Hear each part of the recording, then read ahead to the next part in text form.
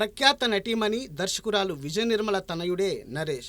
బాల్యంలోనే తల్లి నాయికగా నటించిన పండంటి కాపురం చిత్రంలో నటించారు నరేష్. తరువాత తల్లి దర్శకత్వంలోనే హిందీ లవ్ స్టోరీ రీమేక్ గా తెరకెక్కిన ప్రేమ సంఖ్యలలో హీరోగా నటించారు నరేష్. అయితే ఈ సినిమా కంటే ముందే జంధ్యాల దర్శకత్వంలో రూపొందిన 4 స్తంభాలాటతో ప్రేక్షకులను పలకరించారు నరేష్.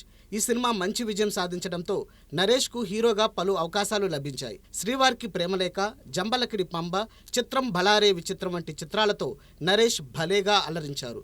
ముఖ్యంగా చిత్రం బలారే విచిత్రంలో నరేష్ లేడీ గెటప్లో ఆకట్టుకున్న తీరును ఎవరూ మర్చిపోలేరు. అనేక చిత్రాలలో కామెడీతో కబడ్డీ ఆడేసిన నరేష్ కొన్ని సినిమాల్లో సెంటిమెంట్ ను భలేగా పండించారు. జంధ్యాల మార్కు కామెడీకి తగిన హీరోగా పలు చిత్రాల్లో మురిపించారు నరేష్. ఈవీవి సత్యనారాయణ చిత్రాల్లోనూ నరేష్ భలేగా వినోదం పంచారు. డిమాండ్ ఉన్నన్ని రోజులు హీరోగా సాగారు నరేష్.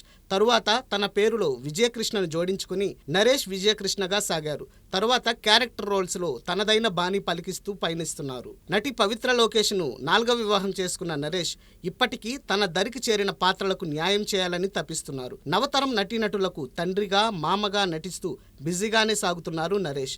రాబోయే రోజుల్లోనూ నరేష్ తనదైన అభినయంతో ఆకట్టుకుంటూనే ఉంటారని ఆశిద్దాం.